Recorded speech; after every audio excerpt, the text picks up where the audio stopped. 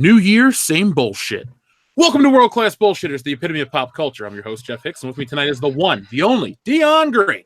Baby, boys and girls, children of all ages, as the world changes, as the year changes, as the hashtags flow out, new year, new me, I promise you, I will stay just as chocolatey smooth as I was in 2018, baby. Mwah, love you. That man chuckling in the background is the last standing Nick, you, Tim.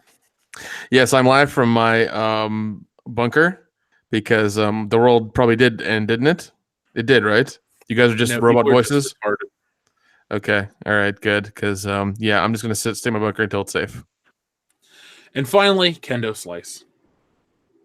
Yes, I am here. So, folks, it's 2019. It's our first show of the new year, and we got all kinds of stuff to talk about. First up, we're going to be talking about, a little movie called Star Wars Episode 9 and kind of how the tide has turned in terms of how popular Star Wars truly is. Then we're going to be talking about what's coming up, a little film called Aquaman that most of us saw, most of us loved. And, we're going to catch up with each other because we haven't talked in about 2 whole weeks. So first up, before we start anything with this show, I'd like to give a shout out to our listener of the week, a man we met in person yesterday, Dion, our buddy, American Trent 007.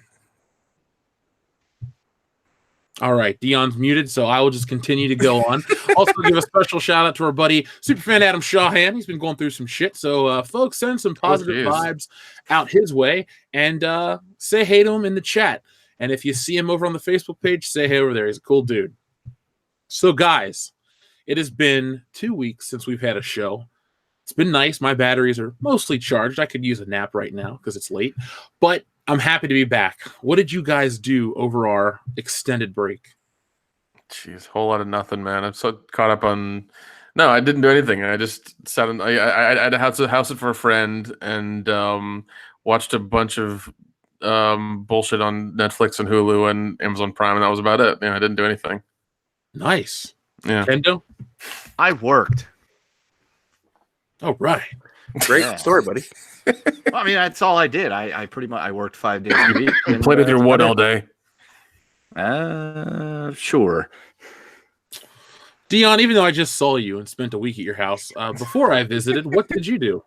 Well, family came up. I drank too much. I ate too much. I smoked so many cigars. I fucked up my throat for a couple of days. I still had that cough when you got up. And then I drank some more. I verbally accosted my wife by telling how much I wanted to bang her, and I drank some more, and then you showed up. Yeah, that sounds like the same old shit for Dion Green. So, congratulations. At least you verbally accosted your wife in a positive way. It's good to know that that love is still alive. I always thought that was just called Tuesday. Oh man! So, guys, this is episode 154. So.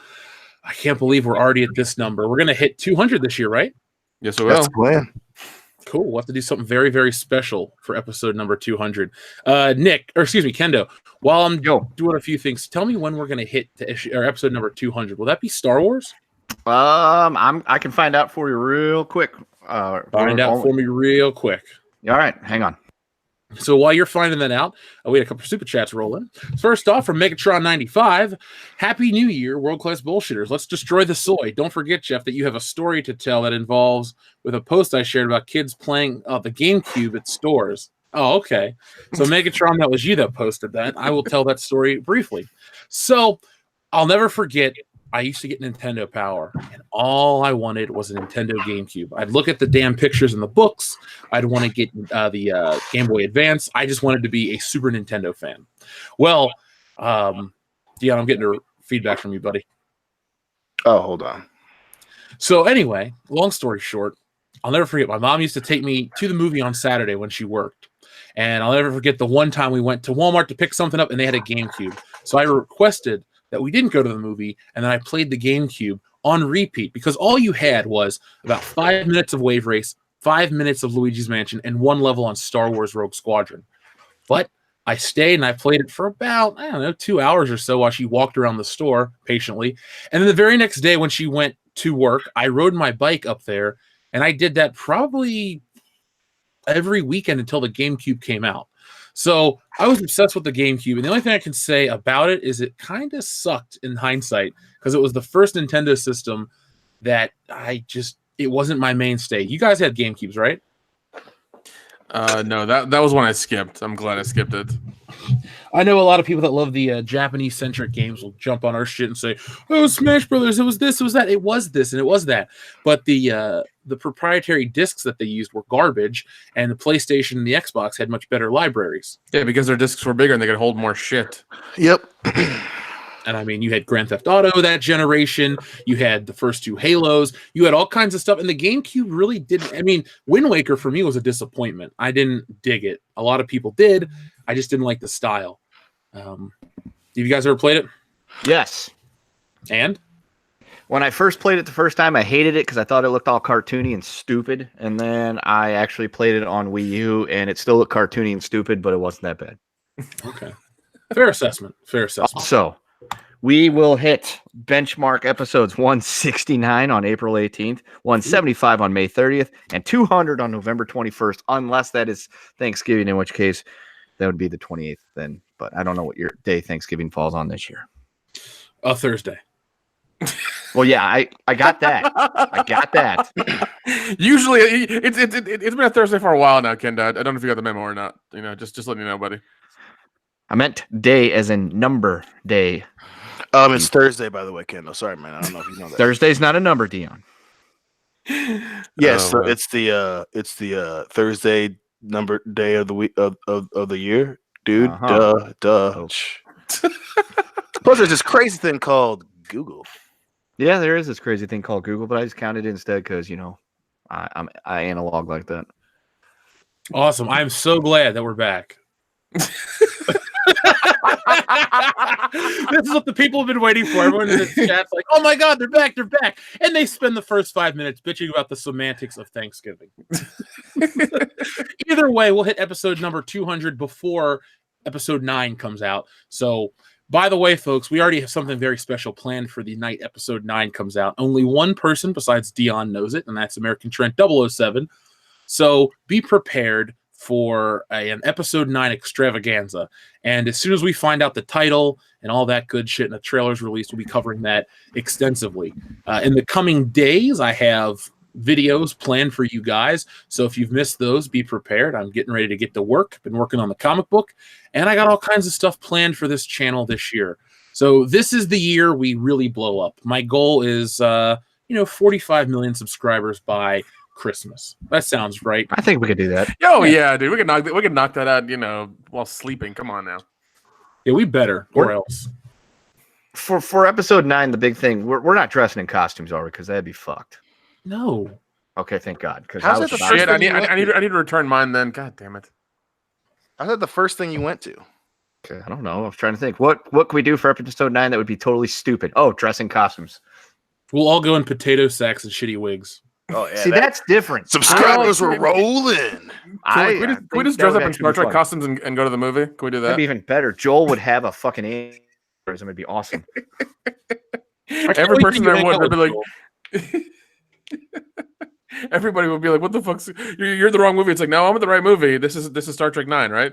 This is that movie, right? Isn't there already a Star Trek 9? Yes, there is. Which Star one? Trek Deep Space Episode 9. Deep Space 69. I'd watch that movie. Oh, there we go. Oh baby. Well, 9 was Nemesis and it was fucking terrible. But Yeah, is that the one with Tom Hardy? Yep. That was heroin Tom Hardy too. Oh, really? Yeah. Oh, wow. That's why he's so goddamn skinny. Man. Or he was just poor and couldn't afford to, hit the gym. I mean, if you got a Star Trek, even in, was that 2005? You got some serious dough to be blowing on heroin. Okay. You're gonna be young. You're gonna be young Captain Picard, aka young Patrick Stewart, aka as we call him, young Patrick Stewie. Here's some money. Why don't you go buy some heroin? He was like, all right, with my crooked ass teeth. Oh God. Yeah. Star Trek Nemesis came out in 2002. Damn. The box office was $67 million. Is that bad? That's very bad. That's really bad. I don't know. I didn't watch Star Trek movies in the early 2000s. Let's see. What was the budget? So it's got to be budget was $60 million. Damn. Shit.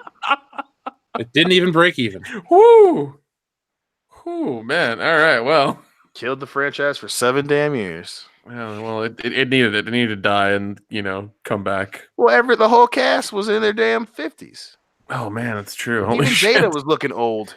And he's a robot. I Yeah, know. like how the fuck you got the artificial dude looking like he needs to go on fucking Medicare? Space Medicare. Medicare. He's got AAA and shit. That's weird. Mm-hmm. So we're talking about old people. Let's start talking about this Star Wars Episode 9 shit. So obviously we're 350 days away. It's in the title, very obvious. But there's been some news coming out, creeping out slowly. And we'll talk about that a little later in some of my videos, so be prepared for that. But Star Wars Episode 9 news that dropped today was that Carrie Fisher's brother is thrilled with the Leia footage. It's going to look like it was meant to be. It looks like it was shot yesterday. Yeah, about that. She died 2 years ago. We're not stupid. It's going to be really disjointed and jarring. I look at this as nothing but some PR bullshit. What do you guys think about it?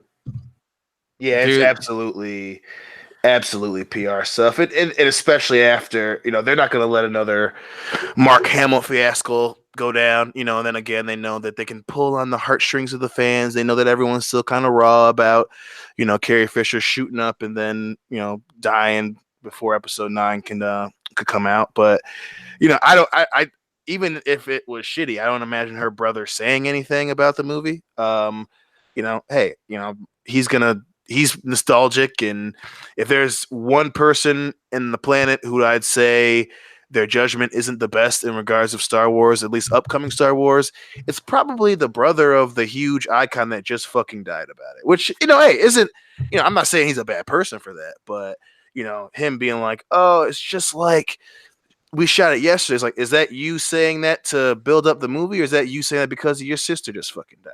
So it's that, which in my mind, that's a little bit of a low blow for Lucasfilms. That's not exactly something I would say is a good PR move, but yeah, I would not trust him with Star Wars news for as far as I could throw him. Not at all. Yeah, definitely, because it's still very, very soon after she died, and he's probably still very emotional about it. I mean, everybody knew that she was into drugs and things like that. She had to go get electroshock therapy every so often. I mean, it's a well-known fact, and I mean, I don't know. I'm with Dion. The fact that they're making this news and making it seem like, hey, it's going to be awesome. It's like, why are you doing this? This seems like you're really reaching, and you're reaching in the wrong direction. And this is not good that you're putting this guy in front of everything, and everybody's saying like, oh, since he approves of it, it's going to be awesome. No, I'm sorry.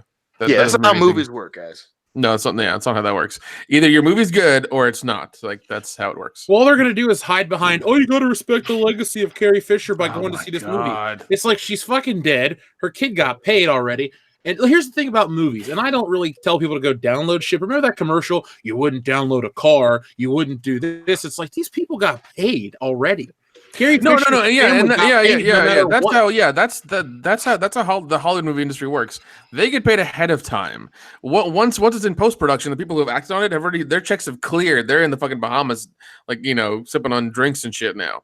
It doesn't fucking matter. Once the movie's done and they finally release it, then it's like, all right, come back and do fucking PR, do a press junket, do shit like that. Yeah, when Solo failed last year, Alden Ehrenreich had been paid months in advance. So don't feel sorry. And like, for him. No. Yeah, they were paid, and I'm sure he was paid extra for coming back and doing fucking reshoots and shit too. For this renegotiation of his contract and this, that, and the other. The thing is, like with independent movies, don't download them because they're independent. They haven't gotten paid yet. That's a whole different thing. Well, I'm pretty sure Star Wars is not independently produced. God, no, it isn't. It's ran by fucking committee now. Let's be honest. They are not a committee. Yeah, they're run by Satan. That the footage of Carrie Fisher ends up being like fucking Plan 9 from Outer Space. All the shit that they spliced together after the guy died. Bela Lugosi?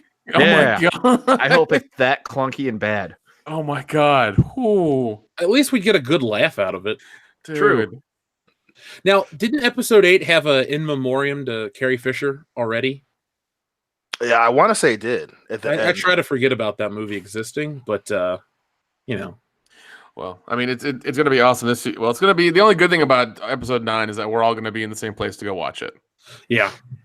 Well, here's the weird thing I've been noticing as of late. I'm not going to say this is some conspiracy bullshit, but there's really all of a sudden a big pushback against people that just didn't like episode 8, like among fans now. Before, it was always kind of like manufactured from these Hollywood Reporter writers or the guy from Forbes or that dickhead from what is it? Esquire that wrote about us. You know, those people. But now all of a sudden you got these like random people on websites that are coming out to defend these movies, and it just all of a sudden just feels like very planned, if that makes sense. Because I'm looking over at IGN and it's like somebody just goes, I didn't really like the last movie, and somebody goes, oh, that's an entitled fanboy man baby. I'm like, what? So I feel like either they're trolling or they're really trying to push this shit in a weird direction. And the next 350 days are going to be a fucking minefield of the fans are going to tear each other apart. Oh yeah, I mean, Go ahead, Nick.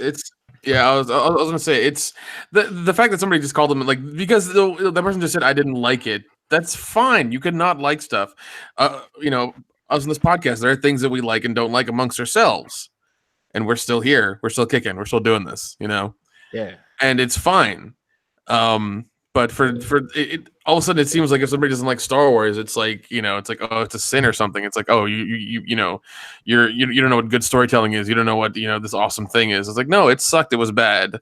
They tried, you know, the first one just a rehash of New Hope, like for beat.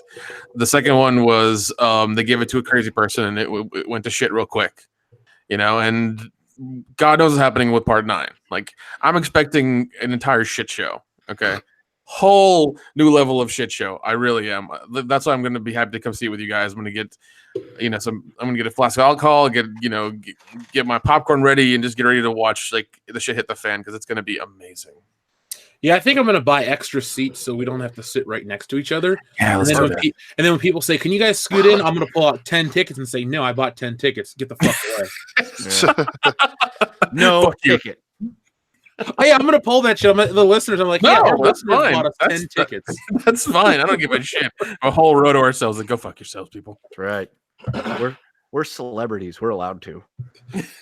Or we could come up with some crazy bullshit and be like, well, just so you guys know, we're actually official guests in the area for Miss Kennedy. So if you guys could just keep moving along, please, I'd appreciate that. Thank you. We're the diversity squad. Yeah, we're here to make sure this movie ticks all the boxes. Yeah, I'll bring a clipboard. We should all walk in with clipboards and just like random paper on. Well, the thing is, I'm good friends with the guy that runs my local AMC where we're going to go see the movie. Yeah. So, like, he'll know, like, what's going on with you, man? I'm like, well, you know, life changed.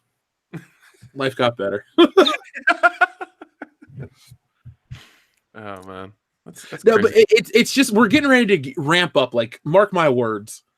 It's getting ready to become a very interesting year. We're going to get closer to Captain Marvel, and you're already seeing a small contingency of people who are displeased with, you know, like, okay, so I collect Marvel Legends figures. And the new Captain Marvel wave came out. And there are some people that are just like, I'm not interested. I don't think the figures look like Brie Larson. And then other people are saying like, oh, it's sexist not to buy it. You have to support all them. It's like, what the fuck is this about? They're turning, you know, a lack of interest for consumer products. And they're trying to make it overtly political this early on in the game. And have you guys seen the new Captain Marvel merchandise that's hitting from Hot Topic? I saw the shitty poster that just came out. No, Okay. I haven't seen shit. Okay, so I'm gonna pat myself on the back. There, that's the sound. I fucking called it. They're doing Nirvana style Captain Marvel shirts. Did I not tell you? No, really? A fucking 90s throwback. Like, get ready. Kurt Cobain would not stand for this. Oh my god! You're ready for a douchebag? His head would blow up, eh, Kendo? Yeah, his head would explode. He would lose his mind. Boo! And then his girlfriend would take over. Right, wife. He was, you know, crazy enough to marry her. Oh well. We all make mistakes. Yeah, if I was married to Courtney Love, I'd shoot myself too. I just wouldn't do it, man. No, if you were married to Courtney Love, she would fucking shoot you.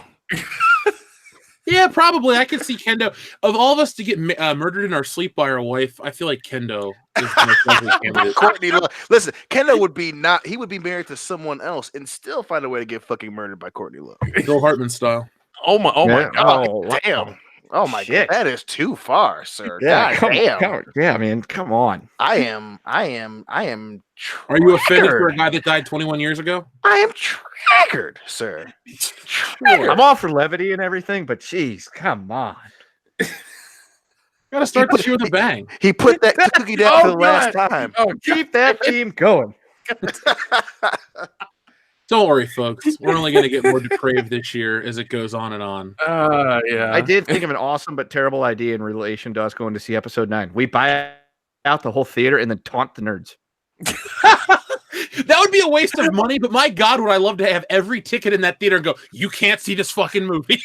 Yeah, we go in at 7:00 and they're all like lined up because they can't get in. We're like, hey, by the way, you see all these tickets? That's this theater. There's only 4 of us. This is great. Have fun. We're gonna ruin it for you. What we'll do is we'll tell Dan and Phil to stand out by the door and we'll relay spoilers like Rose Tico got shot. And then they'll scream out Rose Tico got shot. Oh my god. Dude, that would be awesome. We would end up on Newsweek. We would be vilified. It would be great. No. of the There might be an article on Esquire written about us. Who knows? Oh, yeah. Fuck them. And another one. Oh, and another. Shit, there's already 2. Why not go for the hat trick? Well, let's do it. Who cares? Who cares about Esquire? Yeah, but That would be funny as fuck. Yeah, I mean, it would be a tremendous waste of money. Oh my The God. mileage we could get out of that would be incredible. Well, folks, if you'd like to see that happen, You know what to do. fund it right now. Yeah. What's it going to cost? Let's see. Is it 250 tickets per theater times what? Something 12 like that. bucks? Yeah, super chat is like $4,000. We'll buy out a theater. There you And go. we'll request a refund right afterwards. Like, sorry, nobody showed up. Can we have we'll pay for these 4 tickets, but we kind of got hosed. I'm sure there's Can an we read for the industrious, other 197, please? there's an Yeah. industrious enough 196. band that could create a GoFundMe for us to do that.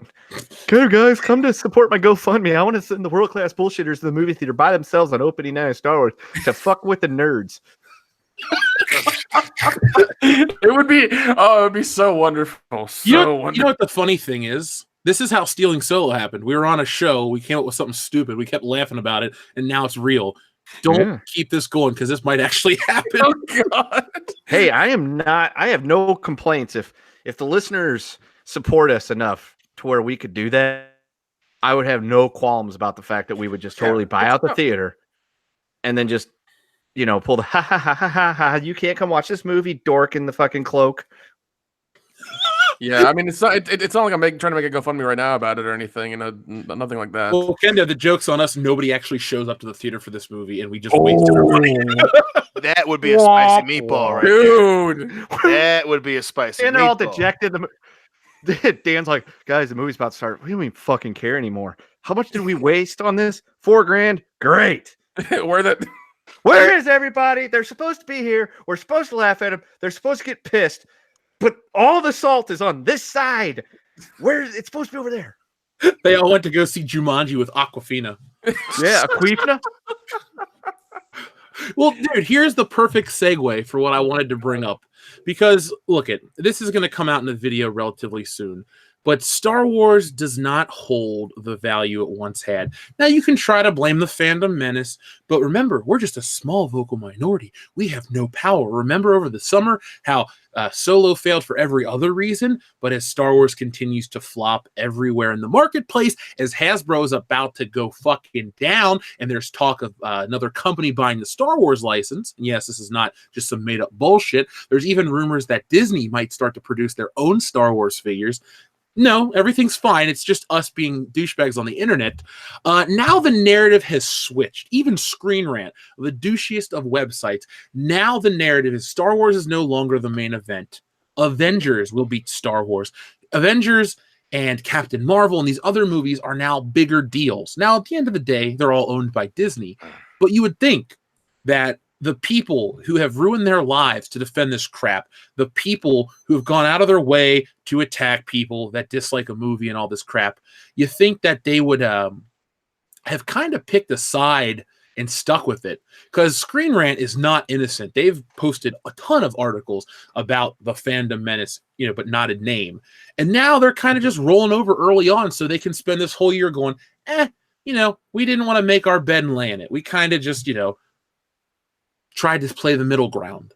But I see this every day more and more. Avengers, everything else but Star Wars. I mean, I bet you Jumanji clears some pretty good bank, comparatively speaking, to Star Wars. Oh, absolutely. Yeah, because this last one was amazing. It was so much fun. So I'm people are definitely gonna spend some money and go watch. And you know what? You don't one. need to CGI Robin Williams into a movie to tug at people's heartstrings. You just make a new story, and people went and saw it. No. Like when they mentioned his character name in the new one, I was like, oh, they did it. They did a little callback to him. I was like, that was enough. They didn't have to show his face or anything. They said his character name in the movie, and I was like, that's good enough for me. That was Alan fine. Parrish. Did you get for Yes. Yep, Yes. this is his house. I'm just living in it like that. I was like, oh, man. that was awesome. Yeah, that was a tiny little callback. Great way of doing it. Great way of putting it all together. That was enough.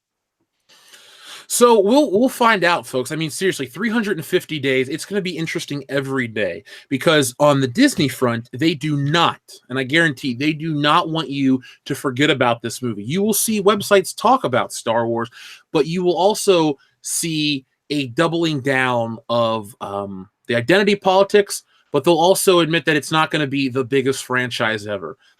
Star Wars will take a back seat, and this whole streaming service that Disney is banking their future on, well, to some degree at least, they're going to focus solely on that. So remember, with The Last Jedi, Disney forced theaters into exhibiting it in the biggest theater for a month straight, guaranteed, all this crap. They ruined that. They've ruined Star Wars, and I know everyone out there is pissed off about it. So, guys, be prepared for an interesting year. I guarantee you that there will be more false flag bullshit like with Kelly Marie Tran and all these other things. So, just, keep it locked in here to this channel, because we're going to cover everything. Like Nick and Kendo and Dion and I have been talking about, like, this is the big year for us. You thought 2018 was crazy. Yeah. Like, oh man, you guys had a great year. Yeah, it was nice, but 2019, we're already coming back with a vengeance. We're up 1,000 subscribers in a week. So shit is back. The power is back. I'm ready. Dion, are you ready? Baby, I was born ready, motherfucker. Goddamn right. So we're gonna fucking ground and pound 2019. We are. Now, one thing that we cannot forget this year is our listeners. So, folks, we do not have dates planned, but we are going to let you know that we will do some, Saturday live streams in the coming weeks. If you're a patron and you had a request, so we have to watch Mother, Lethal Weapon 3, and Fantastic Four 5. Yeah, we will do those for you very soon. Now that we're back, we're going to figure out a date. But this year, expect like a nice afternoon of Indiana Jones, Spider-Man, Lethal Weapon, all kinds of stuff. So if you guys have some free Saturdays, hang out with us, get yourselves copies of the movies, and don't ever miss a World Class Bullshitters live show. Yeah, we'll give you plenty of advance notice. It won't be like morning wake up. Oh, by the way, we're going to do these movies, and you're like, shit. Where's the nearest video store? We'll give you advance notice. Yeah, it's just like Captain Marvel. We're going to go to Blockbuster. Yeah, we're going to crash it. One. Oh my god. Let's see. Riv Antares, thank you very much. The Prodigal Bullshitters returned. First super chat of the year after having moved to DC. Well, Riv Antares, congratulations on the big move. I hope everything's well in your neck of the woods, man. The Rookie Critic, welcome back to the land of glory, WCBS crew. Can't wait to see what you got in store. Finished that skit, had 49 YouTubers cameo. Love this community. Well, I apologize, Rookie Critic, that I forgot to send in my part, because I shit you not, I was taking a shower and I went, I forgot to do something today. And then it hit me, and I felt really bad. So if you do something else, I will more than happily volunteer to help you out, my friend. Yeah. The Real Last Jedi says, miss y'all. We miss you too, Real Last Jedi. American Trent 007 says, Dos Equis, stay thirsty, my friends. Well, Trent, you stay thirstier. Yeah, we met Trent at a Mexican restaurant last night, and we had some beers and some fish tacos. It was a good time. Really That's good. That's pretty. It's good. It's good he didn't drug both of you guys and take your kidneys. That's good to know. That's a very positive thing. Yeah. I think they're both there. Dion, you got any new scars, bro? You know what? On my left side, I was a little sore, and this. I think. Holy shit! These are stitches. No, that's when I beat the shit out of you last night after you made me watch Doom. Oh well, it made you a stronger man. No, that movie I was want fucking soldiers. terrible. I don't want anybody else but soldiers. Yeah, I love The Rock more than most people, but God, he was terrible in that flick. Oh my God, he was. And the best part was he was trying so goddamn hard. Oh, he was. Oh my God. Man.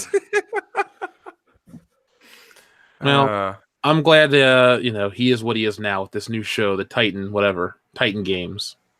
Yeah, it's basically American Gladiators, but not. I'm about to say, yeah, it's not a lot of acting in there. It's just, hey, Rock, show up a little bit sweaty and yell shit. And he's like, you got it, jabroni. One of our best listeners of 2018 is back, folks. Coconut Jeff. Every time I roll off the counter to escape Whole Foods, an employee always puts me right back, threatens to turn me into milk. Please help me. See, the problem with Coconut Jeff is that he's at the Whole Foods, so no one's gonna buy him because he's a $12 coconut. I'm like, fuck, I can go across the street to Walmart and get one for $1.50. Does Walmart sell coconuts? Probably. Sure, why not? They sell everything else. Yeah. Not everything. That's true. Not good stuff. Is it weird that I refuse to buy food from Walmart? No. I just don't taste it. Like produce from Walmart? Ooh. Yeah, I've had issues with that in the past, and I just don't anymore. I just don't. Let's see. Damaj and I says, hello, gentlemen. Happy New Year. Glad you're back. Well, Damaj and I, we are very, very happy to be back. It was weird. It was like, first I was like, Dion, we won't do a show. And then I'm like, we should do a show. Because I really miss doing this a lot. I know it was nice to be away. I finished Spider-Man and drew and did all kinds of stuff. But, like, seriously, I was like, man, podcast. Fuck yeah. Let's see. Ghost Legend says, little donation to the world-class bullshitters, hookers, and blow fun. Happy New Year's, guys. Thanks, buddy. The money you give us helps us get better hookers and more blow. So we'll do that at horror at a movie theater. That seems appropriate. Yeah, I mean, it's easy to find that kind of stuff in those situations. That's very true. By the way, folks, if you want to hang out with us, we're here in Cincinnati, Horror Hound Weekend. Nick, what is that, March 15th or something? Let me check that 15th, right now, 16th, and 17th. There you go. So that. Oh, Dion, that means you'll be hanging out with me on St. Patty's Day. Son of a Oh, shit. Hey, Dion, just let you know, St. Patty's Day is a Sunday. I've already taken off that Monday, so you might as well take off that Monday. You know what? Now that you mention, I think that's a good idea, buddy. I like the way you think. We'll get an Airbnb for that Sunday night extra, and we will just wake up at like 4 p.m. on Monday. Yep. I like the way you think. Gunnar Renee Ole, thank you very much. The company operating the Toys R Us brand in the Nordic countries finally went bankrupt at New Year. Few stores still open in Norway amid confusion. Jesus, happy fucking New Year to those people. Jeez. All right. Well, shit. Well, they're Vikings. They'll go and pillage some nearby country and steal all their toys. We know that they're capable of that shit. Vikings! I love Vikings. It's funny, though, Gunnar, that you brought that up. One of our listeners out of Canada sent me a whole slew of photos from Toys R Us right after Christmas. And it was you know how they restock slightly after Christmas. So they had the Bumblebee toys and some of the Marvel stuff, but the Star Wars stuff was still Rogue One, a few episode 7 figures, and I don't mean like later releases. I'm talking initial releases. It's really weird that no matter where you go in the world, that shit will never sell. That's not true, Jeff. They actually stocked that stuff first, and that's all that was. That's all that was? Yeah, they made sure they restocked that first and foremost so that it looked like it didn't sell, but it actually was just restocked freshly. So it's all part of the plan. Yes, all part of the plan. Yes. What's the plan again? I forgot. Star Wars is strong and everyone loves it. Gotcha. All right. Yeah. We'll just keep going with that. That's fine. If you say it enough, maybe even you'll believe it. Yeah. If you say it 3 times in a mirror in the middle of the night, it'll happen, and Biggie Smalls will come get you. or Tony Todd will cut me open. I don't know which one will happen. Or we'll prank Tony Todd. By the way, yeah, seriously, folks, that's not a bullshit story we're telling you. I swear, Nick and I once prank called the actor who played Candyman at a horror convention. Oh yeah, because he wanted to sleep with our friend who she tweeted him and got his phone number off of Twitter, and then we called him. It was oh man, that was fucking hilarious. Candyman. That sounds pretty awesome. It was funny as shit. Oh, highlight of my life. Oh man. Yeah, but it's weird to watch Toys R Us continuously die. For those out there who bought Christmas presents for kids, where'd you go? I went to Target and Walmart for D2 and Devin stuff, Dion. Yep. Had Toys R Us existed, I would have went to Toys R Us first. It was it's the go-to place. But Absolutely. It did feel weird though this Christmas not having a Toys R Us. Some people were like, "That's not a big deal." I'm like, "Yeah, it wasn't a big deal like overall, but it's been there your whole life. It's finally gone." Type of thing. Yeah, it was definitely a big fucking deal. It was that messed me up, man. Especially like I said, all the toys I've gotten for my kids, other people's kids, my damn self. Yeah, it was always a Toys R Us, and this year, it was Meijer, the local chain by us, Target, and random stores throughout the mall. It's so weird not having Toys R Us, man. Well, it was weird too because the other day you said, "Yeah, man, we'll hang out. We'll go to Toys R Us," and then you just stopped and you looked at me. And you realized it was gone. I was like, "You can't do that." And then we kind of just were quiet for a moment, and then we moved on with our day. But right. It still hurt. It still hurt. Let's see. Our buddy Cesario Japan says Cats is releasing the same day as Star Wars Episode 9. I expect furries and leotards to cat scratch a tarnished property as its personal scratching post. Oh my god. I don't know. The best thing anybody can do is don't buy tickets the first night they're announced. Don't go see it. Don't support it in any way. I mean, if you wanted to die, don't give it any money. Oh, I want Cats to make $1 billion in its opening night, and it's so fucking. People are going so nuts for Cats that like Star Wars is shown in 3 screens across the country, and we bought all 3. Oh my god! We would have the monopoly. That's our tour for the end of the year. Yeah. It's like, yeah, we bought every Star Wars ticket in America. We can't see the movie. Tough shit. We paid for it. This is America. How fucking awesome would that be? That'd be so much fun. People would be pissed. The world. Yeah. It'd be funny if we got like the prime showing on a Thursday. That'd be hilarious. Well, I know how to get those tickets right away, so we'll be set. God. Ghosty Ghost sent in a $20 super chat. Thank you very much, Ghosty Ghost. There was no message, but we greatly appreciate you. Alpha Terranima, welcome back as well. Get the ticks, my dudes. Real time episode 9 spoiler stream is already a contender for the best episode of 2019. Goddamn right it is. God, wait till those spoilers start really coming in. Look, if it wasn't a federal offense, I would live stream the movie for you guys with a fucking commentary. Well, we can live stream ourselves watching the movie. That would be so bizarre because people would be like, I guess the audio would pick up, but the audio would pick up. The audio would pick algorithm up. Wouldn't know what that is. It's brand new. Yeah, that'd be weird, huh? We'll look into it. It would be weird. It would also be really fun too. I'll call our lawyer. Thank you, Alpha Terranima. Mark Quad says, let's take a moment to appreciate James Wan, director of Aquaman, for accepting responsibility for how his movie turned out and telling his fans not to harass those who didn't like Aquaman. Mark Quad, this is the perfect turning point to talk about Aquaman. So I haven't been on the channel but once since I saw Aquaman, and you guys have not been on the channel at all since we saw Aquaman. So I'll save my opinion for the end of the thing. But Dion, what were your thoughts on Aquaman? I loved it. I really did. I think it definitely, as of all the DCEU movies, it was the one that looked the best. I mean, especially when he first, you first see Atlantis, it looked really, really good. The CGI was way better than Steppenwolf and fucking Justice League. That's for damn sure. And of course, Jason Momoa's fucking Jason Momoa, super likable throughout the whole movie. The comedy was that, the comic bits rather that were there were lighthearted. And then again, it wasn't overly fucking dark. It's amazing what happens when Zack Snyder has nothing to fucking do with your movies, isn't it?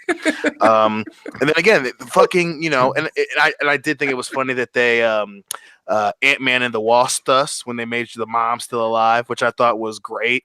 And again, it wasn't fucking overly dark. Zack Snyder probably was sitting at home going shit because he was like, this movie was way better than anything that I made.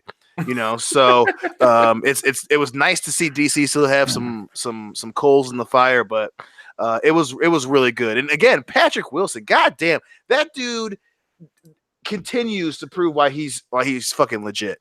I mean, him is Thor's brother. I'm like, good job, Night Owl. I like that.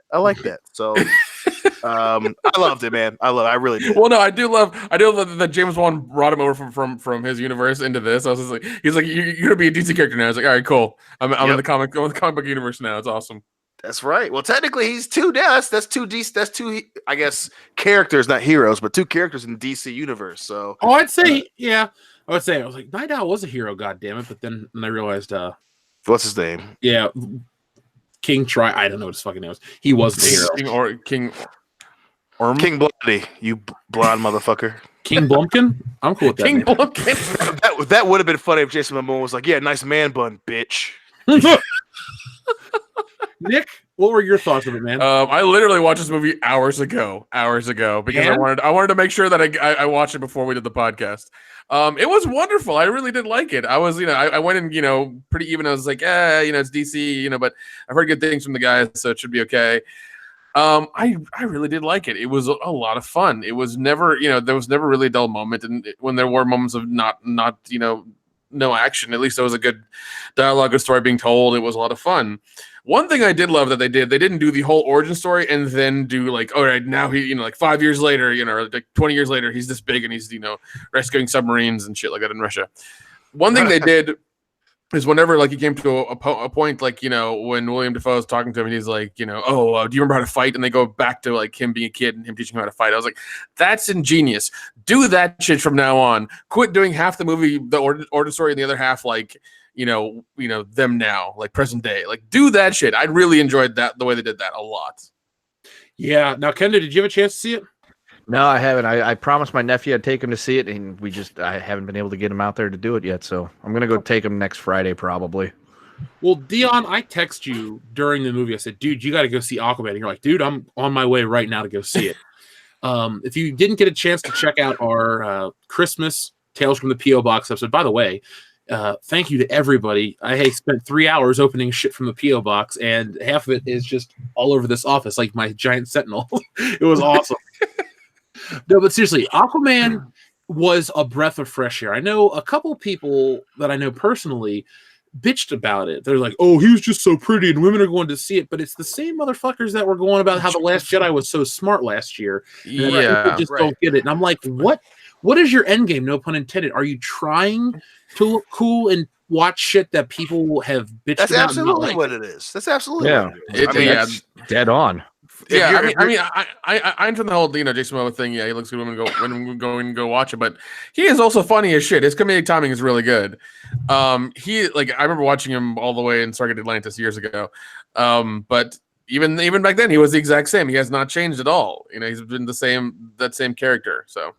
See, I have no problem with him looking the way he does, and women going. Neither do I. I don't give a shit. They think he's good looking because we had Amber Heard who looked amazing. Oh yeah, still got it. Oh god, yes. And here's the thing too: there's this weird double standard that I don't think DC and realistically Marvel have worried about because. Well, I think the note has to be made too before you finish your point. DC is in no position to give a shit. We say this all the time about Star Wars. When your back's up against the fucking fire, you got to make some moolah, baby. And I can promise you, DC doesn't give a shit about that because they want money. Marvel, again, even though they're playing the International Women's Day thing and they played the Black History Month thing with Black Panther. They like fucking money. And again, I said it before with the worry with Captain Marvel. Again, they like money, and I think that you definitely got to make that note with fucking Aquaman.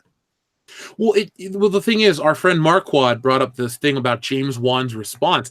I think everything about this movie has been handled properly because, like you said, their back's against the wall. They're number 2. Hell, they might be number 3 if you take some other random superhero property like Deadpool and put him in a separate category because he's Fox Marvel, not Disney MCU Marvel. Right. And then you have those 2 movies that have been big hits. But yeah, I feel like everything they did with this movie, it looked great. I thought the music was really good too, which is rare to say for a superhero movie in this day. And then you had James Wan be cool. And one of the things I noticed I didn't really think about this during the movie, but Marvel loves to talk about, our diversity, this and that, and that's what makes us who we are. And they announced how they're going to do a Shang-Chi film directed by an Asian dude, produced and starring an Asian dude. And it's like, well, DC did Aquaman, and they didn't go on and on and on about James Wan. Exactly. Was he Malaysian or something? Yeah, I think he's Malaysian, South Pacific or something. Yeah. The point is, Well, I it mean, was never a fucking even. It has nothing to do with the story, and that's how it should be. It doesn't matter that a woman directed Wayne's World; it has nothing to do with the story. Just tell a good story. oh no, 100%. And I remember hearing some people bitch about this movie because like it was like, oh, it's heavy on the political stuff about climate change. It's like they mentioned it one time real big, and that was it. But then It was Aquaman literally goes, "Hey, we're not perfect," and that's it. Yeah, no, exactly, 100%, Yes, 100%. exactly. That's a great fucking point because even though it was a reason for Atlantis being like, we gotta kill these motherfuckers up above the water, you know, he explains, hey, we're not perfect. They don't make this fucking monologue about the injustices of you know, Coke can plastic killing fucking dolphins and how it's gonna kill our souls and the Coke is never gonna forgive us. No, they mentioned it and they addressed it quickly, and it was that was it. It wasn't some giant goddamn. It wasn't the backbone of the movie. Mm-mm. Yeah. Also, Nicole Kidman in that skin-tight outfit. Oh my god. Yeah, man. Homegirl still got it, man. Ooh, She's yes, she doing a does. lot of crunches. She doesn't skip crunch day. No, she does not. No, she doesn't. And you know, even the part where he spoke to that Kraken thing, like, dude, that end fight looked so cool. It was did. so it was awesome, man. It was so much fun, especially when he's kind of in that like old school, new school Aquaman outfit. I was just like, yep, there it is. And I want to throw this out there to another YouTube channel that we've talked to, Midnight's Edge. They talk about how the hero's journey is dead, the Andre guy. Cool that you have that opinion, but I think Aquaman showed you that traditional hero's journey still makes bank around the world. We're so focused on trying to subvert expectations in America and force international audiences to like what we like, and they just don't come out in droves. Well, then you do something like Aquaman that, you know, some people say, well, that's a dated approach. Yeah, but the rest of the world bought into that shit, and it's going to be the most successful DC film since The Dark Knight Rises 8 years ago, or 7 years ago, right? Yep. So I'm just saying, like, what's the complaint about that? And that, you know, that's not a dig at them, but the hero's journey still has a place in society, in movies, and that's what Star Wars is sorely lacking. It's the hero's journey, that classic thing, and you can reinvent it, you can change it. You don't have to be as altruistic as Luke Skywalker. You can be a reluctant hero like Aquaman because he wanted to do his shit and get back to drinking with his dad. That was even in the movie, Right? but he Even though he couldn't drink as fast as his dad. yeah, so. I did love that. And Django Fett That was his dad. that was fucking. I actually wondered too. Was it on the? I might have been on the show. I made that joke, but I looked at him. I was like, I wonder if they're gonna randomly replace his fucking voice in this one too. Yeah. one thing I did love were like the big guys that came up to him at the bar. Like, Yeah. hey, are you that fisherman? And they're like, can I get a selfie? I was like, God damn it. I laughed so fucking hard in the theater. I was like, shit. Well, I thought it was cool when they're like, "Are you that fish boy?" And he goes, "I'm fish man." And I was like, "God damn it, why are you so cool, Jason Momoa?" God shit. And then the big kind of redneck dude has like the girliest like case in his phone. Yep. It's like pink and like got little studs on it and everything. Well, and then they essentially mention how they get drunker together, and those pictures get better, and then it's just him and his dad stumbling out of a fucking bar like that. And they don't have this weird little caveat about, well, just so you know, Dad, drinking's bad, and you and I should really sit down and talk about it. Like, no, they were like, these two dudes live in fucking Alaska, and they got fucking shit faced, and they drove home, and then redheaded white woman was running up to him telling him, I need your help. And he said no. And that was fucking awesome. And that's the goddamn adventure. That was fucking cool. Exactly. Yeah. Cut out the bullshit. Just make it good and you'll be fine. And that's what they did. And they're, you know, reaping the rewards. And I hope that they had the same filmmaking approach for the real Captain Marvel Shazam. And that's not a dig. Captain Marvel existed decades before Carl Manvers or Marvel or any of those characters. Shazam was the real Captain Marvel, the big red cheese. Let's hope that that same approach was taken in that film, because based on the trailers, and you can listen to this on the show, I thought the Shazam trailer was better than the second Aquaman trailer, but Aquaman blew me away. So hopefully I go into Shazam and go, holy shit, that was awesome. Shazam has looked good to me from day one. It looks funny and hilarious, and Mark Strong's in it. I'm a big fan of him as well. So see, I've voiced my concern for motherfucking Shazam. I'm still worried about the dude from Chuck. Well, not My Name Is Earl. From Chuck being fucking Shazam in a muscle suit. That shit still bothers me. I refuse to back down about that goddamn shit. But again, like I said, everyone knows what I'm about to say is that, hey, they prove that they still got a little something to go, a little lead in their pencil. So I have faith that Shazam is gonna make me eat a little bit of crow, which I am happy to fucking do, because it's another fucking win for Warner Brothers against this goddamn Fox Disney merger, and they fucking need it.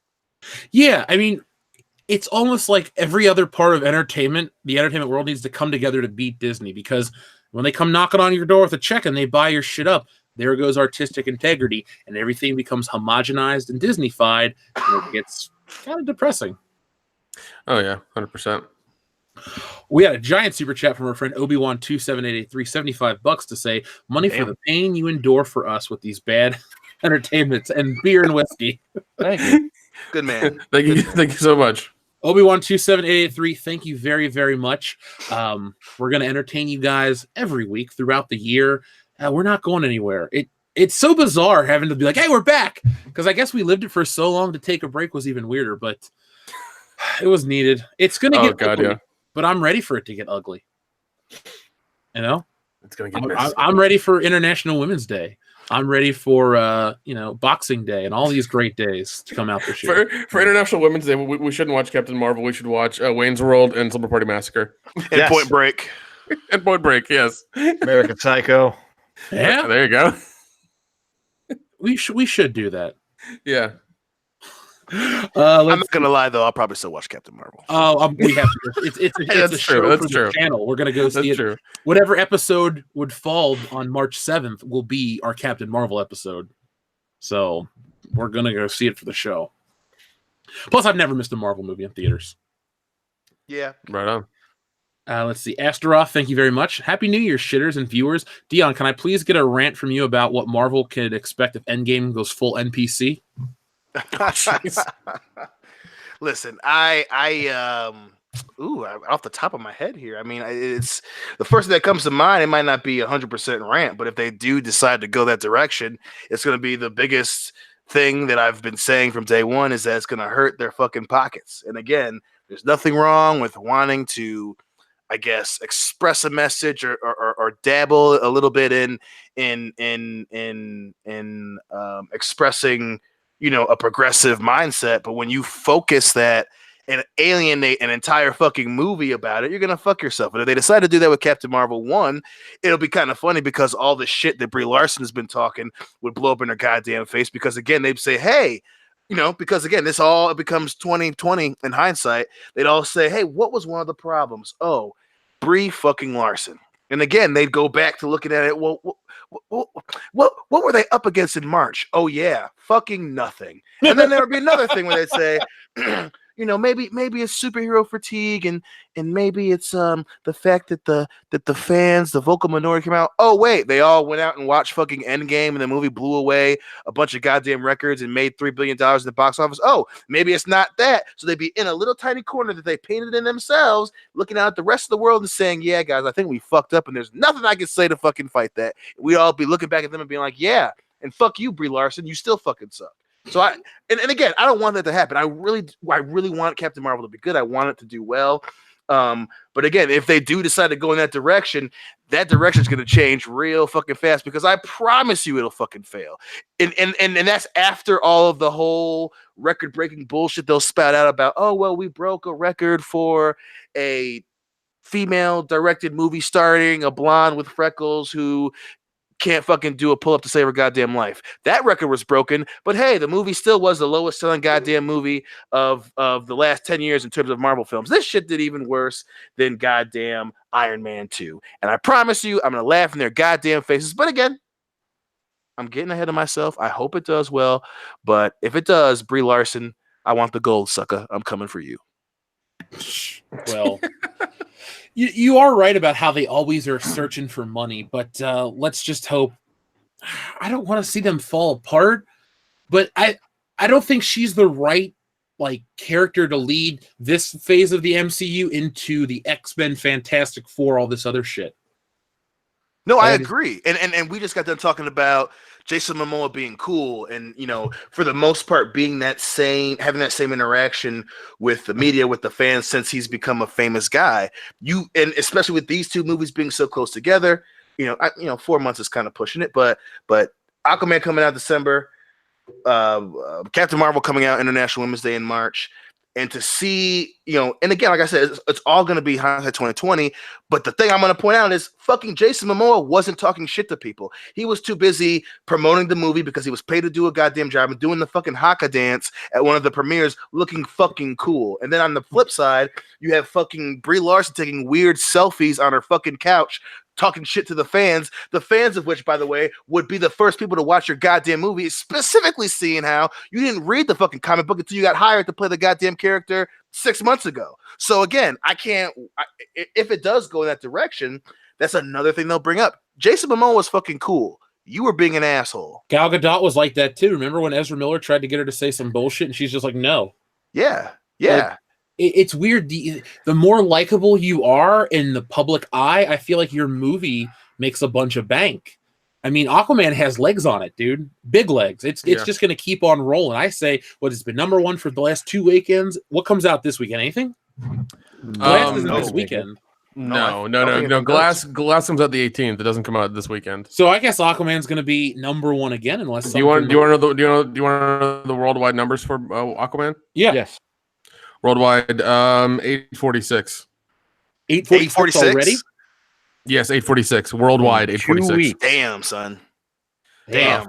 The foreign is bigger than the domestic, but yeah, it's 846. Well, yeah, that's always going to be the case, especially in China. But again, and we can always, and I have no problem doing that for the show, but we can always pick the minutia of why certain movies do better. But some of the shit is, Occam's razor, baby. It's what is sitting in front of your face. The simplest solution tends to be the actual solution here. And again, I'm gonna wait till March. I'm not, and I have no problem eating crow if the movie is good. But even with fucking Ant-Man and the Wasp, they didn't promote it like, oh well, he couldn't do it without his girl. They're like, no, they're like, hey, they're a team. They're doing this thing. The fucking song they used to promote the movie was "It Takes Two." So you do these things to avoid alienating the motherfuckers who are going to spend money to come see your product. And again, if you think something's wrong in the world, then whatever. I get that. But when it comes to your job, when it comes to you trying to convince someone to pay money to come do something that you were a part of, you don't act like Brie Larson. You don't act like Lucasfilm. You don't do that. And again, I if it turns out that way, I can't wait to say I fucking told you so. Well, wow, I just lost the point. Oh no! And you brought up Ant-Man and the Wasp. One of my favorite parts was when she's like, "Yeah, I would have had your back when he went to Germany and shit." Like those characters all felt real and natural. I feel like now, if that movie were to come out post Captain Marvel, it would have been some stupid man joke. It's like, okay, we get it. Ha ha. And I actually really love that movie. I thought it was so much fun. I loved it too. Absolutely. Yeah. Even then, they didn't say when he goes, well, would you have gone with me? And she goes, well, I guess we never know. She didn't say some shit like, well, you guys would have won. You wouldn't have gone to jail. And I was just like, that's how you handle that. That's fucking how you handle. And I can never remember her name that played Wasp, but she's not going out on Twitter. Oh, Evangeline Lilly. Thank you, guys. God damn, she's pretty too. But she made me lose my damn, Evangeline. Thank you very much for that. But she's not going out on Twitter taking selfies, calling fanboys babies, because she's like, oh wait, they're gonna be the first ones in line to see my goddamn movie in July. Do you think honestly, that with the reshoots for Captain Marvel and the way that they monitor social media and shit, do you think there could have been a discussion with Marvel and Brie Larson? Because she's been kind of mum after the whole Stan Lee faux pas. Well, I think that, one side of that is, they probably have, as most companies do, they have a social media policy, they have a social media agreement and contracts. And I'm sure that when she did that, I bet my money on the fact that someone, whether it be her agent or someone that helped get that contract into place, said, hey, just to remind you, this is something that we talked about earlier, and you're breaching that by doing and going on the internet and fucking provoking people online. This other half of that is, I think someone did flat out say to her, hey, stupid, we're trying to promote a movie here, and these people are going to spend money to see your movie. You're not an A+ character, sweetheart. I hate to break it to you, but shut up. So and again, and especially how she's been quiet lately, she probably got a little hard reality check, said, hey, just to remind you, your faces is on the posters. So the first person someone's gonna come to blame this shit on is the dummy on the poster that couldn't keep her goddamn mouth shut. Let's talk about Brie Larson later. Oh, we got fucking months of this woman to deal with. So Yeah. let's. Our friend Crossbreed Azure says, "Great to have you all back, and I hope you enjoyed your holidays. We definitely did.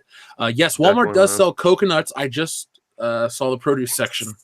There you go. Thanks for checking. Let's see. Our friend DeMille Jr. says, "Me personal predictions for 2020: Star Wars the musical on ice." Star Wars is going to be on ice by 2020. Be a cold day in hell if I get my kids to Star Wars on ice. Oh my God, Star Wars on ice. Could they just reenact The Empire Strikes Back? Oh jeez. If there is Star Wars on ice near all four of us, I think we need to go and live stream it. Hey, remember when Wizard of Oz on ice became a big thing back in the late 90s?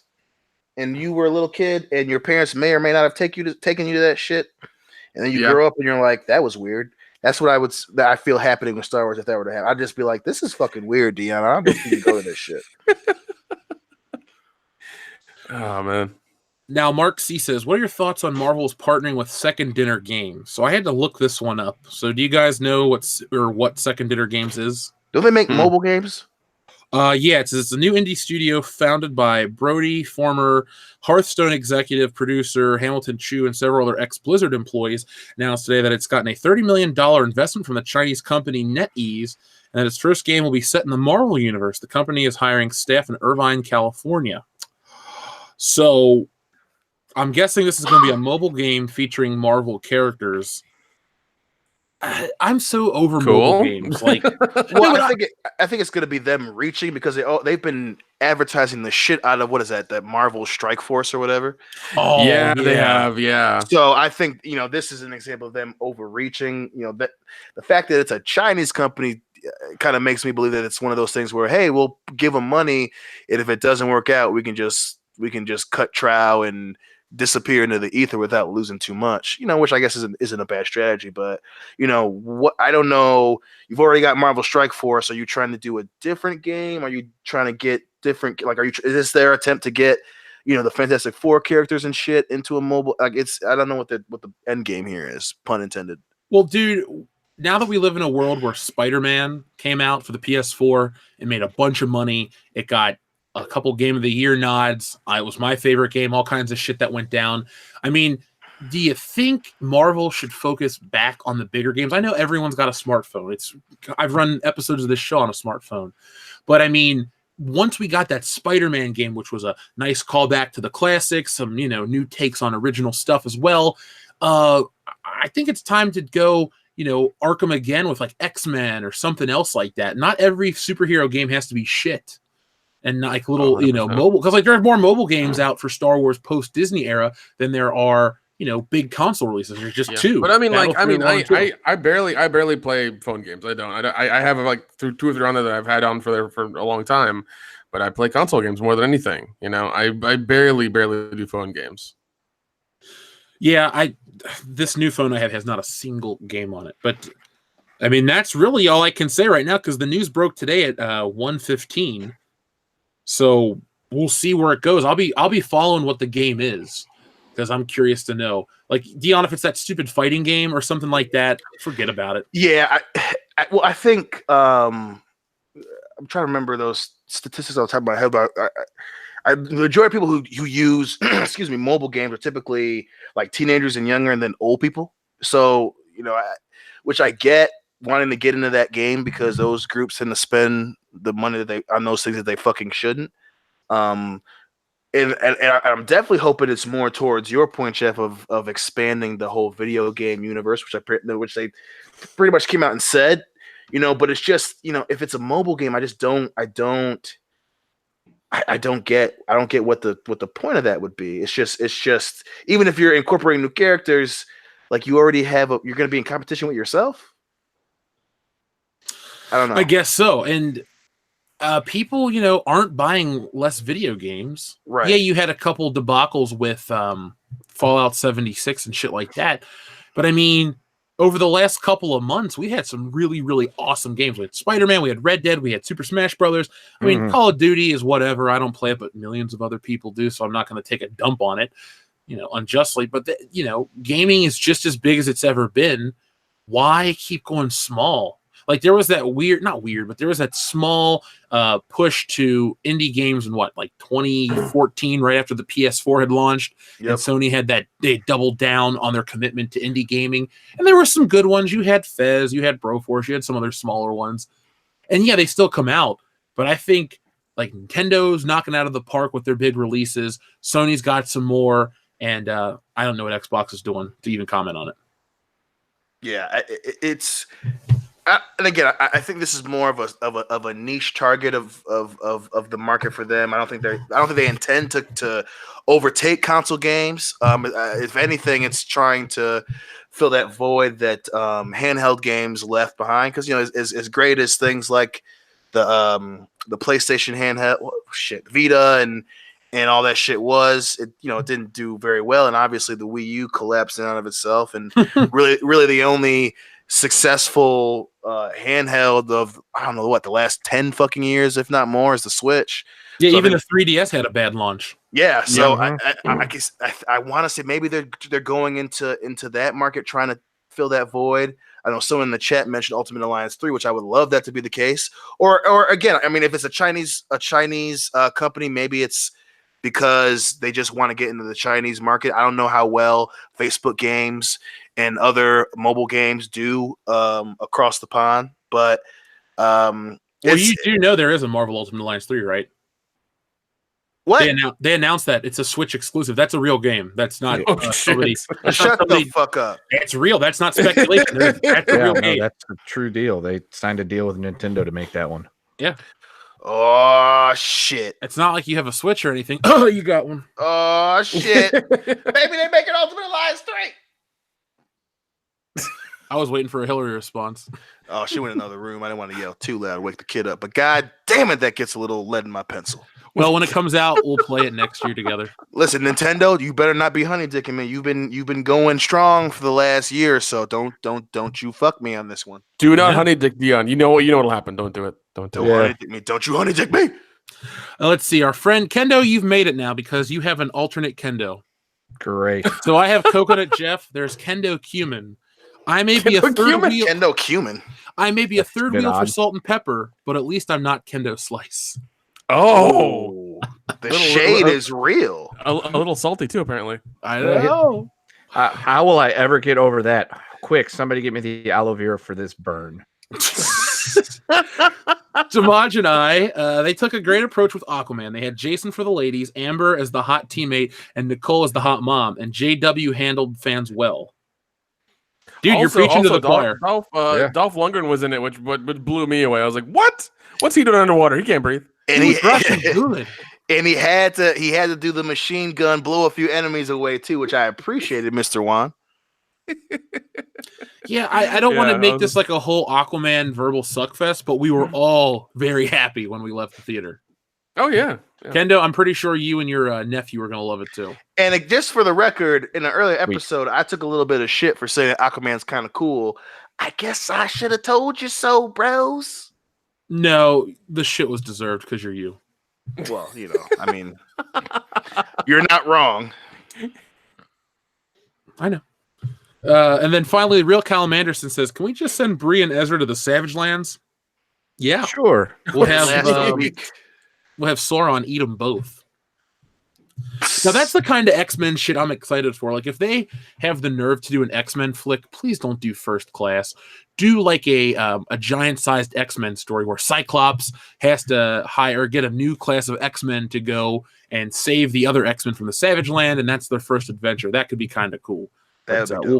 We'll find out, guys. I guarantee you by D23, whenever that is, because here's the weird thing: the big trade shows, the big Comic-Cons, they seem to be on their way out because we now know that E3 is not going to have, I think, Sony and Microsoft are having their own press conferences. They're not going to have a presence at E3, and then you're going to have Marvel really doesn't do much at Comic-Con anymore. It's more or less they do it their own thing. So I'm wondering how long those things are going to last. to but we're going to get an announcement soon enough at one of those things. Yeah, I mean, I don't know if that's a sign of cons going away. I think that's a sign of a lot of companies getting away from presenting in front of strictly the fans. I mean, you brought up Sony and Microsoft. The last few E3s, they've looked fucking stupid. They always want to make it more of a production and an actual release with good material. So, I mean, if anything, they're going to do their own thing mainly so they can have their own people kind of control big releases and reveals and all that shit. But yeah, I know that the price of going to cons is still going up, so I know that's going to have an effect. But shit. I mean, it's hard to tell. I mean, as long as people don't go to cons and start doing that weird ass shit that Microsoft did in what was that, like 2010 or some shit. What do they do? When they were revealing, I can't remember what game it was, but they had a big reveal and they had fucking dancers and shit up, and they were revealing the Kinect. So it wasn't 2010, but they were revealing the Kinect. That was yeah, awful. because the Kinect really broke ground and took them off. And then people found out that they weren't directly connecting to the Kinect, but they were using recorded fucking footage and trying to move with the movie essentially to make it look like they were controlling it with the Kinect, which was hilarious but also sad at the same time for Microsoft. Dude, oh yeah, because I remember pushing so hard for that. Now it's nothing. Now it's just like, yeah, we had this thing when we never made anything for it. So and then they had the whole fiasco with the new Diablo game. It's going to be a mobile game. Oh my god, I remember that. It's I think that's more of a testament to them being like, let's not do it in front of the actual fans. Let's try to control the environment as much as we possibly can going forward. Yeah, they're probably going to do what Apple does, have it just a giant press release with press there only, not fans. Right. I mean, it's just going to be that now. Well, remember what happened with the Xbox One X as well. That launch killed that system. Yep. Like, seriously, that thing never recovered. And they're playing catch up. They're like DC Comics. And the thing is, Microsoft's doing some decent shit. They're not garbage. Right. Like, their backwards compatibility, the Xbox One X is what the system should have been when it launched 6 years ago, all that stuff.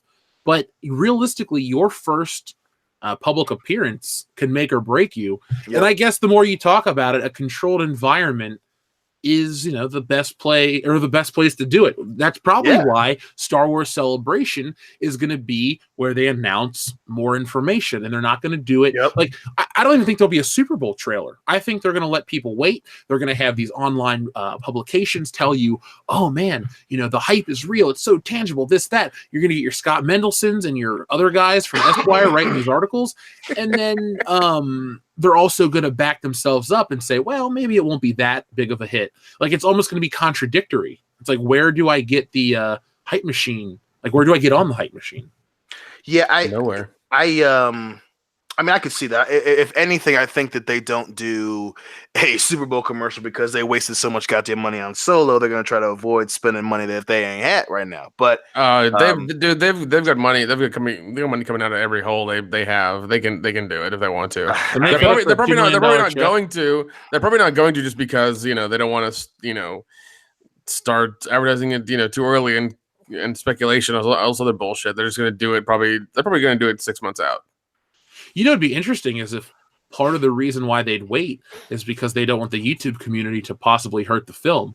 Because I know, no, hear me out for a second. I know a lot of people. No. I'm just laughing at because of the YouTube year-end video that happened and like how that's just had so many thumbs down and stuff. Oh, like rewind. That was rewind. Oh, dude, God, that was so hard. Terrible. To watch. Well, no, but hear me out for a second. I think a lot of people remember how everyone was trying to say, well, Snoke theories, and it was your setup for episode 8, and you were disappointed it was your own fault and all that stuff. I think that could be another reason why they hold off until Star Wars Celebration. I mean, what is that? April? So that's an 8-month window between the trailer and the movie. So that's, I guess, enough time. But the point is, they don't want people to get in these theory channels and go on, and then people get excited and they buy into that because they like what they're, selling them. Theory channels are cool for some people. They're not for me, and it's not what this channel's about. Every once in a while, you accidentally stumble upon one and you're like, oh, well, okay, I guess. But I mean, overall, that could be another facet. I think this time out, they're taking the temperature of the room more importantly, or bigger than they ever have before, because this is it for them. Your public perception, you can damage it indefinitely. I don't know, man. I mean, even if they wait to Celebration, they're only saving 2 months. So I guess I don't see. And again, I'm that and it makes sense what you're saying. It definitely makes sense. I just think that, Super Bowl, that's an extra 2 months, and again, it could just be a teaser. Again, it's one of, you had the most eyes on that teaser, seeing as it is the Super Bowl, and especially it's people who don't necessarily follow Star Wars are watching the Super Bowl. so and then but waiting till April, you're just pushing it back 2 months. So instead of 10 months, it's 8. So I don't know if that would quell those channels to make them wait 8 months instead of 10. You know what I'm saying? I do. It's going to be interesting. It'll be interesting. Hot Jinx, you want me to cover? I mean, sure. Fight. So let's see. Does anybody have anything else they want to say about Star Wars or anything like that? Yeah, actually, we do. Okay, first off, let's see. Mark C says, dudes, have you seen John Byrne's X-Men Elsewhere pages he drew last summer? I have not, and you know how much I love John Byrne, so I'll look that up. Dion, do you know who John Byrne is? But I know John Byrne. I heard about the pages. I haven't seen them. I just heard that he was doing them, making some. So I don't know. I haven't heard anything about it since that was announced. I would argue John Byrne is the most important X-Men artist. I don't know if is he the best. I don't know if let me flip that. I'd argue he's the best, but Jim Lee's the most important for what he did for another generation of X-Men. I know that sounds really stupid, but Elsewhere. Okay, here we go. John Byrne, Elsewhere. Let me check those out. I have not seen those pages. Let's see. Where are they at? God, I would love if he came back. John Byrne's my dude. Shit, X-Men could use it. Shit. Yeah. I did say this, though, on a podcast recently. The last issue of Spider-Man I read actually didn't suck. Huh. Yeah. That's all I can say, man. I read it, and I was like, oh, shit, that kind of didn't suck. That's surprising. Not bad. Yeah, I'll send you a link.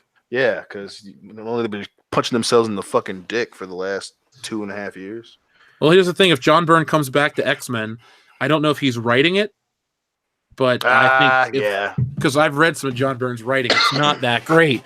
If we have a Chris Claremont, John Byrne reunion, I mean, holy fuck. If you're a comic book fan, those two names together should make your dick hard, because that's Dark Phoenix. That's Days of Future Past. Yep. Chris Claremont's probably the greatest. Chris Claremont's probably the greatest living comic book writer. So, check him out. Check out his work, guys. If you haven't checked it out, please do. You're going to love it. Let's see. Crossbreeder Zero also says, speaking of movies and games, 2019 is starting off great with Godzilla, Planet Eater, Glass, Resident Evil 2 remake, and Kingdom Hearts 3 all in January. Nice. I will see Glass, and I can't keep the PlayStation out because I got to be focused, but I really want the Resident Evil 2 remake because I fucking love Resident Evil. Oh man, just being honest. Well, it's going to be a good year for or a good start to the year. We'll see if there's going to be a drought. I know a lot of people don't care about this, but I used to buy wrestling games every year, and I skipped the 2019 edition because they told us before the game came out that 2020 was going to be a whole new revamped year, so I skipped out. So I'm hoping that WWE 2020 is phenomenal, Dion. I really do hope so. I mean, especially because the formula the whole 2K formula has gotten stale as shit. And I haven't bought one since 17. I think was the last game I bought. But mainly because they haven't changed the fucking engine in fucking years. So it'd be interesting to see what they do with 2020, as long as they don't do any fuckery with the lineup. They need a better roster. They need to go deeper. I mean, it's like, we got every NXT guy. That's great, but not every character on NXT is fucking worth my time. Yeah, and stop dripping out legends. Like having legends in some games and then not in the next one, especially when they have a little bit of a resurgence in popularity. That's just retarded to do that. And get every version in the game and don't take them out. They don't take up any extra space in terms of, if The Rock has 5 attires or Undertaker has 12, it doesn't mean that fucking Ciampa's not in the game. It means he didn't want to sign a contract, and don't bitch about it. Because the weird thing is they listen to the wrong people, the people that will always buy the game, but then they'll turn off people like us who would buy the game, but they take out, just little bitty things. They're deal breakers. Yeah. Proper Jeremy says, it's official. I'll be in Chicago during Celebration, but not at the actual event because it's all sold out. Either way, I hope to see you all there. Well, Proper Jeremy, it's not a party until you show up. I will be talking to our secret squirrel in the greater Chicago area and be trying to set up the meet and greet sooner than later. And I will have everybody know when we're going to do it, where we're going to do it. It's going to be a lot of fun. So, Proper Jeremy, I'm looking forward to meeting you. TLJ Screwjob, thank you very much. I'm going to read both of yours back to back. I think the damage has been done with the whole sexist, racist, biggest, etc., etc. Even normal people know about it, i.e. Star Wars or cool movies. I think those phrases have lost their power. Mm-hmm. Nick, it's a lot like A Nightmare on Elm Street, bro. Remember when Nancy refuses to give Freddy his power and he disappears? Exactly. I think that's where we are right now. No, and you know, I was watching something about that with on Joe Rogan about how outrage culture is just going to kill itself, and it is. It's going to. Everyone's going to get too outraged over everything, and it's just going to be like everybody will be triggered over the slightest thing, and either you got to let it go or start downing antidepressants like they're M&Ms. So, I think a lot of people. Like we may have this channel and stuff, but in our real lives, I think we're just normal dudes. That's why we connect with everybody. I think people like us, and we're just going to be like, and you stay away from the outrage culture people in real life, and they'll go to smaller sects, and they'll just kind of weed themselves out and not. I think a lot of people too also get married and mellow out. That's like a big thing. I think you misused the phrase "laid" and mellow out. I think. Oh, okay. and again, I don't mean to come off as crass, but to kind of piggyback off that, it's people are going to eventually react to them the same that they react to crazy conspiracy theory people. Essentially they're going to be the antithesis of Alex Jones. Like, that dude said that because he's sexist. That dude believes that because he doesn't like women. It's like eventually everyone who gives an actual shit about these things is just going to fucking roll their eyes and ignore them. And especially when it comes to things where, the two, in my opinion, the two biggest things that are being affected by this shit are movies and, you mentioned Joe Rogan in comedies. So, it's an interesting thing to see that it's already starting. People are just kind of rolling eyes. And, there was moving on. Yeah. That's an Indian comic that made a joke that is an Indian comic who went through like the South Asian group or whatever. Basically, a bunch of Indians getting together to do comedy, and he was talking about getting booed off stage for a joke he made, or sorry, the people who ran the thing pulled him off stage and threw him out. Oh, I watched that video. That was crazy. And I was just like, what? And I heard the joke and I heard the story and everything, and I was just like, that's funny as shit. It's hilarious. But then he got thrown out and then had to go to another show 30 minutes down the street, and I was like, what is this? It was insane. It was all insane I can say is the funny thing is, and the tragic part of outrage culture is when something truly terrible happens, people are going to remember the crazy shit, and they'll just be like, fuck it, man. They won't even care anymore. So if you're one of these crazy outrage people that you think you're doing right in the world, maybe you should the people who are part of that probably hate this channel, hate us, so whatever. They hate listening to us, which is fine. I hope you hate all of us. Yeah, all of us. Enjoy the diversity, motherfuckers. Yes, enjoy all of it. Outrage culture is just the flavor of the week. It'll go away. I can't wait till they leave. It leaves a nasty taste in my mouth. They need to go ahead and fuck off. Leave every facet of entertainment, folks. We do not need your filth. Your filth, Florence. Outrage culture. Yes, if outrage culture was ice cream, it'd be pralines and dick. Sir, that's offensive. Let's see. TLJ Screwjob says, was first High Council on Tuesday or next Tuesday? No, we didn't have a High Council this Tuesday. We have one this coming Tuesday on Comic Artist Pro Secrets. So I will be there. Ethan will be there, and we're going to have some fun. Swinging Cut says, Macho Man should be in every game. You goddamn right. Good morning, Pop. Does GMPC start up again tomorrow? No, it does not. Just got in. Well, there you go, Swinging Cod. It does not start up tomorrow. But yes, the Macho Man should be in every game, much like Rock, Stone Cold, Bret Hart, Hulk Hogan. Let's get over there ourselves. Fucking Hulk Hogan. Look, if it wasn't for Hulk Hogan and Vince McMahon, there would be no pro wrestling today. 100%. 100%. Swinging Cod also says, and by every game, I mean every game, check the mods for Skyrim and Fallout, for Dragons and Deathclaw. All games need Randy Savage. Dude, preaching to the choir. I've seen the Fallout mods. Have you guys? Yeah, no, I dude. haven't. The Dragons? Oh, yeah. Oh, yeah. What the hell? Yeah, dude, we'll watch it. Look, when we do after hours later, we'll watch it because it is insane. It is insane, dude. That's crazy. There's also a Thomas the Tank Engine one, but Shit. we don't The need to only talk about that. one of the few mods I remember watching was I think it was Grand Theft Auto Vice City, and there was a Back to the Future mod. Oh yeah, they did. They do that for every GTA game. Oh, that's awesome. Speaking of awesome, let's talk about some anniversaries. So, guys, we do our commentaries, we do our roundtables, we do a lot of fun stuff here on the channel, ways to connect with everybody.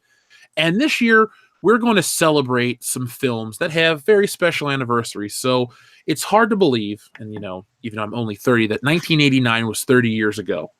So listen to a couple of the films that turned 30 this year. We're actually going to go back and do a couple of these. So first off, guys, let's talk about probably the biggest one, the one that hits closest to us. Batman 89 this June turns 30. Yep. Any memories? I know we've talked about it before, but I'll just say this. I had this tape as a little kid. It was one of the first movies I think I ever owned, and it's always been a part of my life, so I can't believe it's 30, but I love the fucking movie. And I saw an article today that said Michael Keaton is the Batman we need. So it goes to prove that once a certain generation ends, like Michael Keaton ended, everybody loved Christian Bale, so they shit on Keaton. Now that Christian Bale's over, Keaton's cool again. Like when Daniel Craig is no longer Bond, Brosnan's going to get his resurgence and his moment in the sun again. Mark my words. But anything you guys want to mention about that real quick? Batman 89 is fucking amazing. I actually watched it earlier today, right before we went on air. Did you get ripped and take a walk off a rooftop? No. Fair enough. No, because he wanted to start off the year good, not with a broken neck. Yeah. Oh, okay. He wanted to make sure his dick worked this year, okay? You're not Kurt Angle? Nope. Well, plus we got to sometimes remind Kendo that you are my number one guy. Thank Kendo, you. are you proud of the quality content we put out yet? Not yet. Maybe by the end of the year, I'll slightly have some pride in it. Oh, God. Till then, I mean, also, a very important movie that turned 30 this year, Field of Dreams. Field of Dreams. Holy shit, I forgot. Really? Goddamn. Yeah, really? movie too. Never seen it.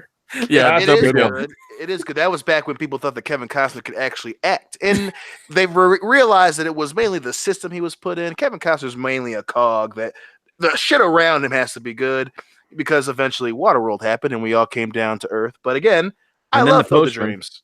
And then the Postman. God damn, that was like what 2000? And Wasn't he in Tin Cup? Oh, Yep. God. Yes, hold on, he was. hold Holy on. shit. God damn. Tin Cup. What the fuck are you doing, Jonathan Kent? Well, I don't think we'll do a Field of Dreams commentary unless if you guys request it, I'll show up for it. I have no interest in that Well, movie. all you need to know when it comes to commentary for Field of Dreams is we'll just build it and they'll come. Thank you, James. So I guess one we should do around the time that the remake comes out is Pet Sematary. Yes. Ooh. Yep. Even though it's a horror movie in the middle of the summer, we'll still cover it. That's strange. I keep forgetting that that's in the summer. What the fuck is that about? It's not even in summer. It's in April, I think. Oh shit! I thought So it if was that comes late up- May. Look it up. Hey, Here's Jamie, could you pull that up for me? Jamie, thanks. the big one for me is Back to the Future Part 2 turning 30. Yep. That's God April. damn. Now we could wait until October 21st, the day the movie takes place, but we'll do a Back to the Future trilogy day. Oh, hey, Dion. Yo. Tango and Cash turns 30 this year. No fucking way. We gotta do a commentary for that shit.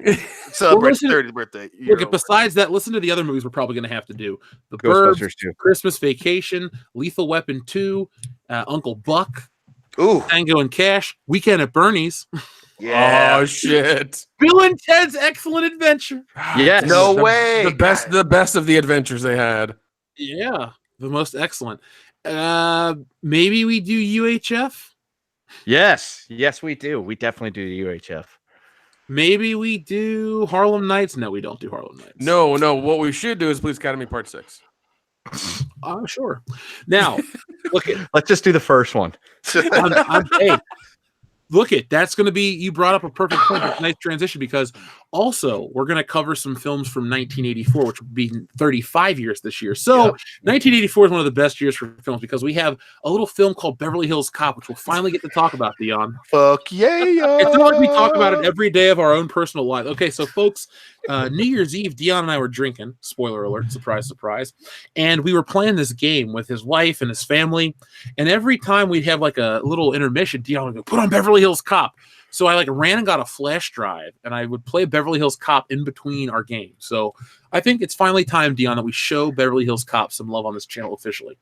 I 100% agree with that, especially seeing how it was the #1 movie of 1984. Rightfully goddamn so, you jive turkeys. Suck it, Ghostbusters, which coincidentally came out in 1984, which we're going to... I feel like we've covered that enough, but maybe, I don't know. We're going to call... Also, Dolph Lundgren's Punisher turns 30 this year. Oh my goodness, we are definitely doing a goddamn commentary on I'm fine with that, shit. because the new Punisher is probably going to be crap. So let's check, out the crappier old one. I hate it so much. I mean, it's gonna be funny because it's so old. We're gonna have a good time with it. Fucking black-haired Dolph Lundgren. Well, dude, check out the other shit we're gonna cover this year. We're gonna cover the Terminator, and I think we should do a Terminator duology, like one day on a Saturday. We'll do Terminator 1 and 2. We'll have a couple beers. We'll shoot the shit. So, definitely. Be on the lookout for that one. We could do the Karate Kid because we covered Cobra Kai. Ooh, that's right. Fantastic. Sweep the legs on these bitches. Temple of Doom came out. We also, Nick, the original Nightmare on Elm Street. We've never covered that for the channel. Oh shit! A little film called Red Dawn. Oh, Wolverines, baby. Bachelor Party. Oh, Revenge shit. of the Nerd. Damn, that dude. Oh, Revenge of the Nerds. Shit. Yeah, so we got. Oh, dude, Footloose. Is it still the greatest movie ever made? It never was. Never was. That's my favorite Avengers line. Dion likes all the philosophical shit, and I just like when Spider-Man goes, "It never was." His face when he says that is so good. I have to say I have new respect for Mantis in that movie because when our Lord's talking about putting their game faces on or our mean faces, if you look behind him, she just goes, "Arr." I love that. She's so cute. I love Mantis. She's the best. And I think we should cover Police Academy as well. I agree wholeheartedly. Oh man! Oh, Buckaroo Banzai. We should do that as well. I don't know about that. I don't know either. Ooh, The Last Starfighter. Oh shit! Oh, there's also Top Secret. Top Secret. Val Kilmer. What? Yeah, Val Kilmer. Yeah. It's a parody movie that came out in '84. It's not that good. It's not that good. I do not remember I remember jack shit about that movie. Top Secret. What the fuck? Yeah. Dude, it's a movie. There's also what is it? Breakin' 2, Electric Boogaloo. Oh my goodness gracious! Canon film. There's also Silent Deadly Night and Chud. Fantastic. You said Chud is gonna be turning 30 this year. Yeah, Chud in that movie. Chud is gonna turn 35 this year. Son of a bitch. So, guys, it's a ridiculous movie. Look, we got a lot of stuff that we're going to cover. And then this year, we got tons of movies that are coming out. We got Glass, we got Avengers, we got Captain Marvel, we got I don't think we're going to see Toy Story for the channel.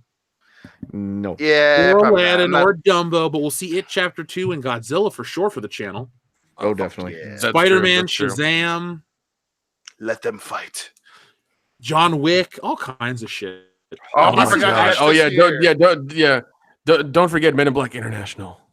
Well, the funny thing is, everybody keeps going, listen, everybody keeps saying streaming is the future, but then each year Hollywood comes out and makes a bunch more money. And it's the shit that, isn't the wokest that's making all the money. So it's going to be an interesting year when, we're normal dudes. There's so many things coming out that kind of pique my interest. Even Detective Pikachu looks decent. I can't believe it looks hilarious as shit. Yes. It looks like something I'm gonna get real drunk and watch in the theater and just laugh my ass off because Ryan Reynolds' voice, Deadpool's voice, is coming out of that small furry yellow thing. But he won't be cursing.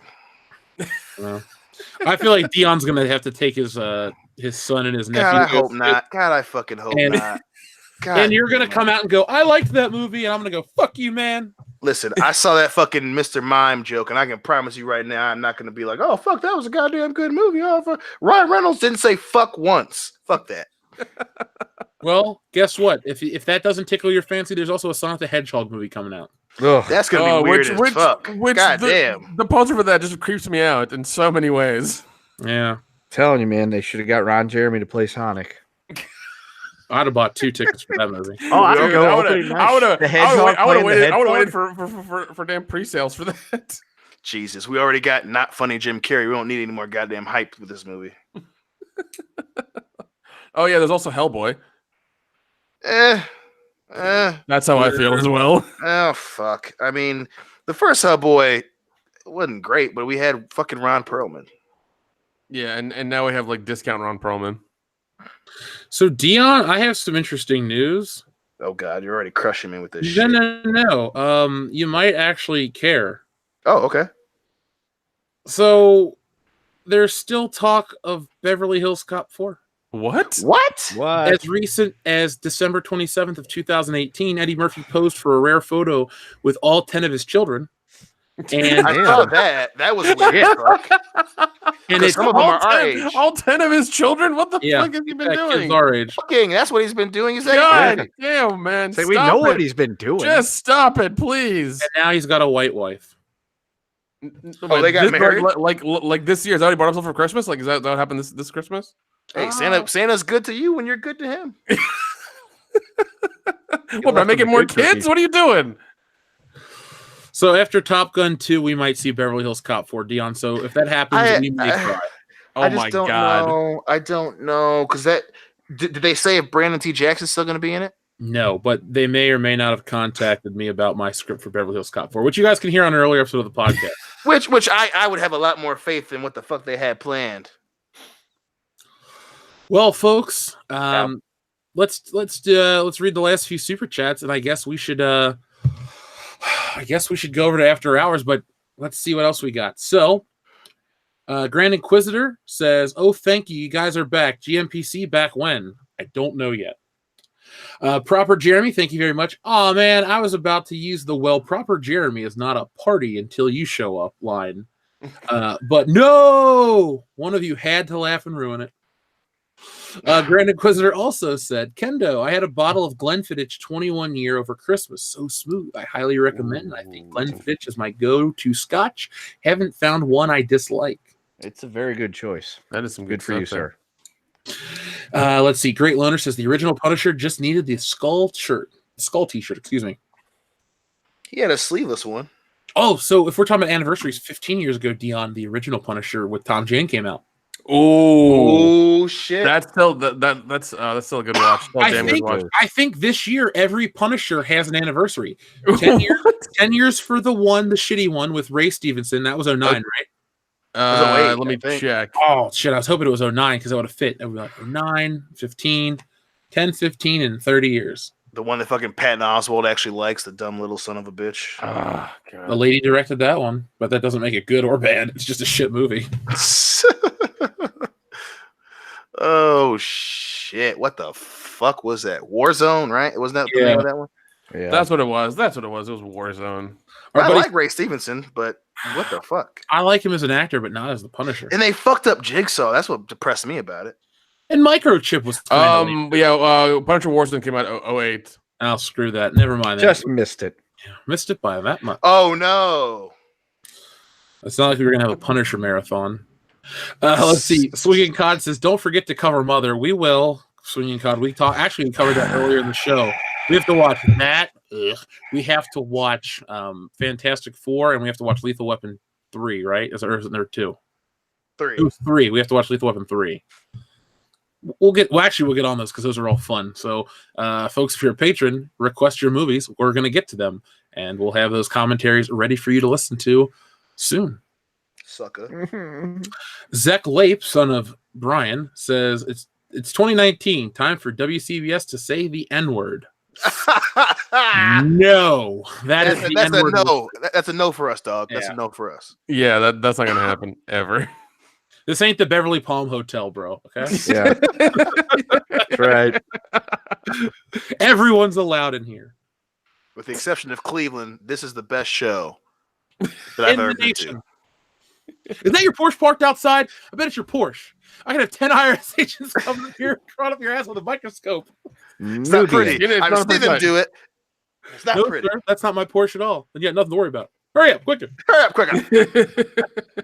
Oh my God, this is going to be a fantastic year for the podcast.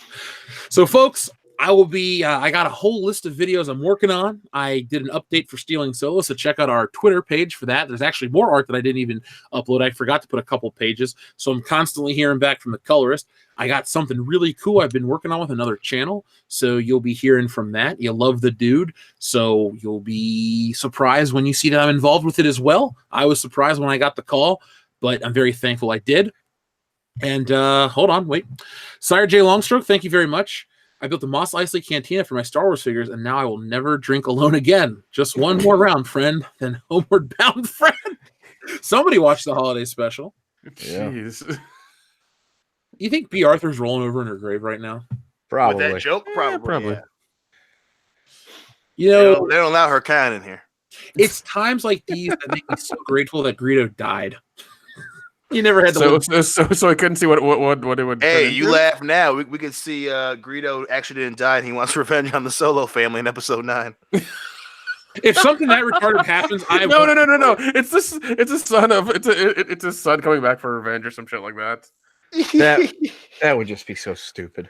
Oh God! At this point, I'm sorry. I kind of hope it happens just to further prove that it's a shit show. Spoiler: Greedo got Princess Leia pregnant, and Kylo Ren's his son. God damn it! Oh my God! Oh, that would explain those squiggly little eyes that he's got. Yeah, Adam Driver, you are a dude I'd like to hang out with, but Kylo Ren is garbage. And he knows it.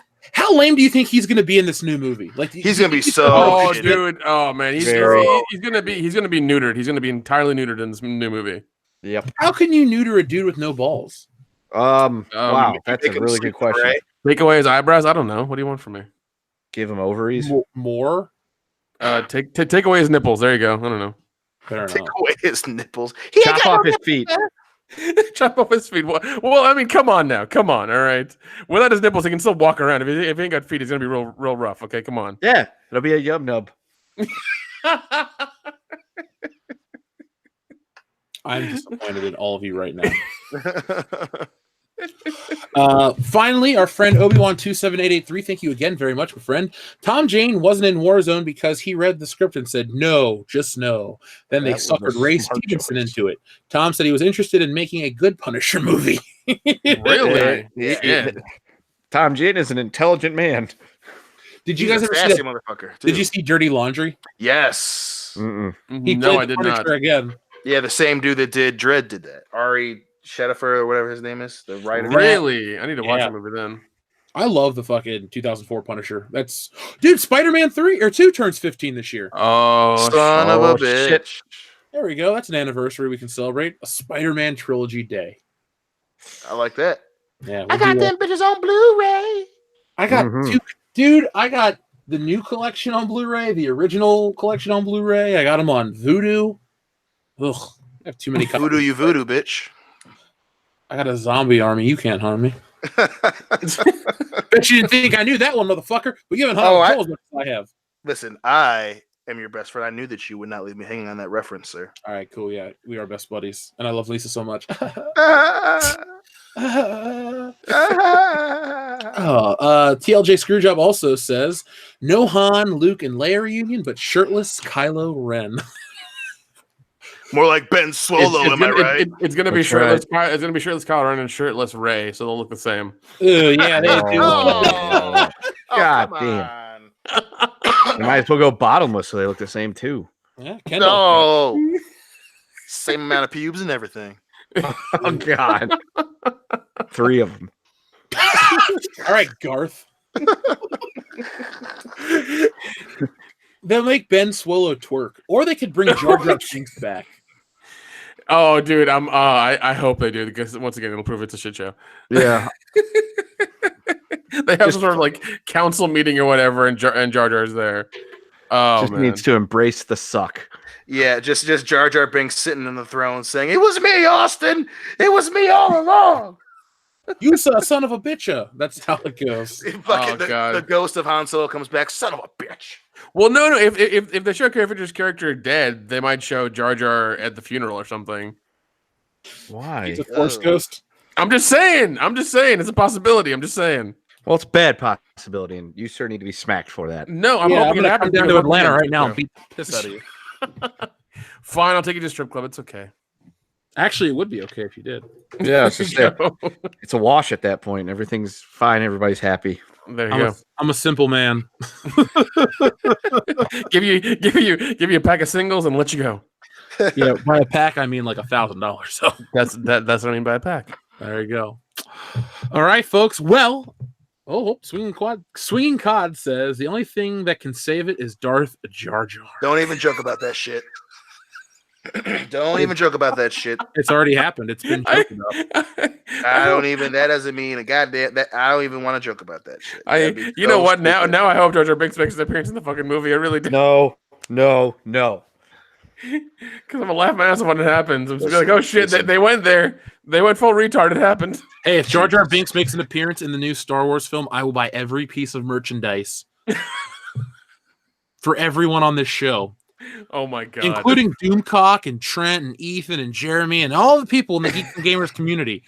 Everyone's getting Jar Jar shit. If Jar Jar Binks makes a full appearance in this film, not like a cameo where it's like, hey, a blink and you miss it. Okay, all right. What's a full appearance in the context of this? Dialogue and a fucking More than place on the Boba Fett and Return of the Jedi, but it can be less than Jango Fett.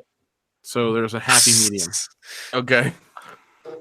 Oddly specific, but No, I got that whole thing. No, I get it. Yeah, miso fat. By the way, we're a couple weeks out. There's going to be the Vice Admiral Holdo action figure. So if I find one, I should just burn it. Oh god. We got an L337 to destroy. So, folks, do your worst with it. I have a couple of ideas. You should. They All involve right. pitching wedges. Well, folks, that's it. We're back officially. World Class Bullshitters will be back next week with episode 155 of the podcast. There's all kinds of stuff to talk about. You'll be hearing back from me sooner than you think. I'm working on videos, going to knock it out. This is the year where we blow past every YouTube channel. We're going to beat PewDiePie and what's that T-Source or whatever it's called? That T-Series. T-Series. We're going to beat them too. I mean, what's World Class Bullshitters? People in China will listen to our show. People in every other part of the world. They won't even know what the hell we're saying, but they'll fucking listen and, like the bright colors and shit of Nick's face. We are Hooray. huge in Djibouti. Yeah, we are huge in Djibouti. Alpha Terranima says, make Holdo pile drive the L3s before you burn them. I mean, we'll open up a secondary channel for that. Oh my god. All right, well, folks, until next time, be excellent to each other. And I think, Dion, we should play everybody out with a good song from the 80s. So, Damn right. yeah, so if you're listening to this on Stitcher, iTunes, Podbean, or Google Play Music, here's that song.